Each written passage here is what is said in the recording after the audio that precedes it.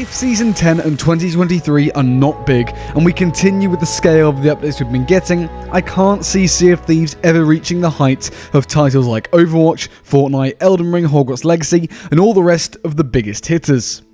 However, if Season 10 does hit the mark, we will enter a new gilded age of piracy, and the game's only direction for the future will be up. Endless possibilities of new horizons, stories, and memories. Well, looks like it's time to talk about the future of Sea of Thieves again. Sea of Thieves is in a strange place. On paper, the game's doing great.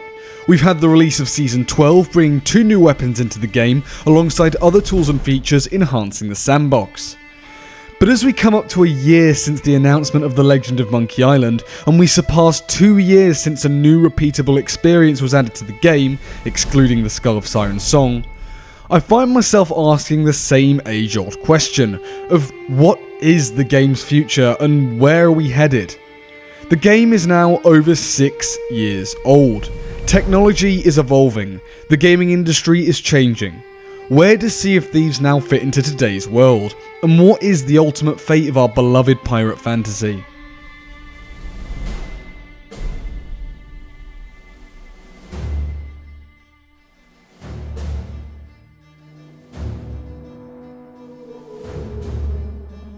The best place to begin is where the game's at right now.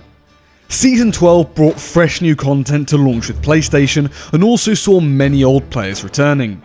With 2 new weapons, 3 new items and a few quality of life improvements, for many it's enough to keep the adventure alive. Don't get me wrong, the new features are amazing. I love throwing knives especially, and walking across a harpoon line to an enemy ship whilst your friends are firing bone callers and scatter shots feels awesome.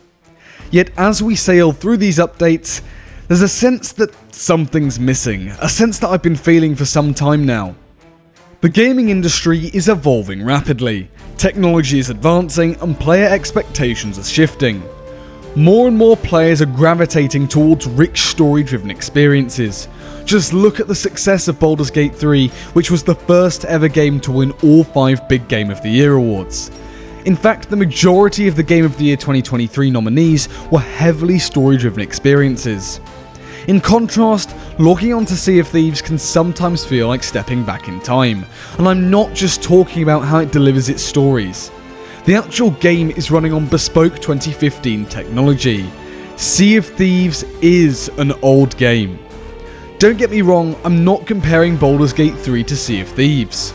Multiplayer, online and live service titles have their strengths, especially from a social perspective. They bring players together, creating communities and shared experiences, and Sea of Thieves has done this remarkably well.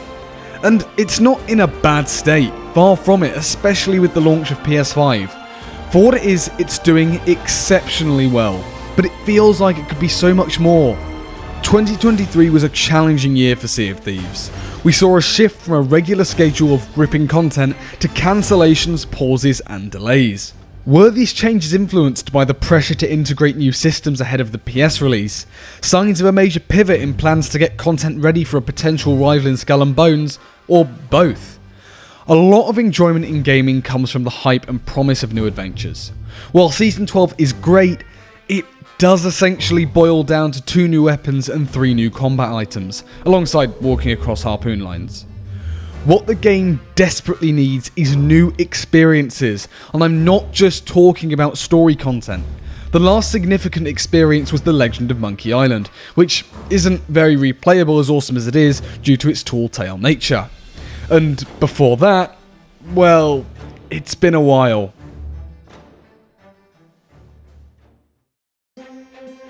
We need new experiences to delve into, refreshing locations to explore, and yes, eventually more tall tales and enriching story content, but all to complement features like new weapons.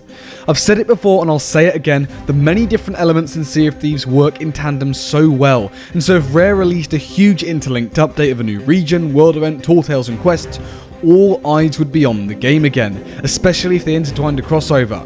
For those of you who saw a previous video of mine, this is referring to the Skull Island concept. Sea of Thieves thrives on its narrative adventures, and there's a longing for those immersive stories. A lot of you might say that this video is just that Sea of Thieves isn't for me anymore, but the industry is moving forward, and in a sense there's actually a big market for more pirate games. Take Skull and Bones for example. It had the potential to be the next big pirate game, but delays and changes have left its future uncertain. Games are a significant time investment, and players want to feel rewarded for that time, much like reading a great book or watching an epic film. In my opinion, and this might be a controversial one, it's time to wrap up the Flameheart storyline in some shape or form. It feels like Rare have been tied to this one arc since 2019, and setting them free would give them the freedom to take Sea of Thieves in a multitude of directions. I mean, just look at what happened with Tasha's arc. The excitement of a grand adventure to find the cure for the skeleton curse in an ancient temple was replaced by a couple of world evolution updates. The Skull of Siren song was barely explained with temporary dialogue from Briggsy, and let's not even get started on the Dark Brethren. I don't expect to see them or the captain until Flameheart's saga is wrapped up. And I don't have all the answers, and it's going to take some time to get back on track, but with next year confirmed to be the year of the Ancients, perhaps we'll finally see a renewed focus on story after our feature-rich year of 2024. For those of you who were around, do you remember the time period of a pirate's life? It was one of the best times to be playing the game. The community excitement was sky high, the future of the game was bright, and June 2021 featured one hell of an update. The hype was unreal. I truly hope one day the community will feel that again, in whatever form it takes. Before I conclude, to all the new PS5 players setting sail in Sea of Thieves, officially, welcome on board. While it's exciting to dive into this pirate adventure, I understand it might be disheartening to hear some veteran players expressing dissatisfaction. Just remember, there's a whole ocean of content to explore. As newcomers, you have the unique advantage of experiencing everything Sea of Thieves has to offer for the first time. From epic tall tales to intense ship battles and countless hidden treasures, your journey is just beginning. The world is rich with content that can keep you engaged for hours on end. Every island holds secrets, every voyage brings new challenges, and the camaraderie that you'll build with your crew will make your adventures unforgettable. For the rest of us as we look to the future, there is hope. Next season will add 2 new experiences in the form of an innovative world event and an adventurous encounter in the main world. That being said, there are question marks surrounding how Flameheart will return. The build-up in the game for the return of Sea of Thieves' biggest villain, first introduced in 2016, just isn't there at the moment, with not long to go until Season 13.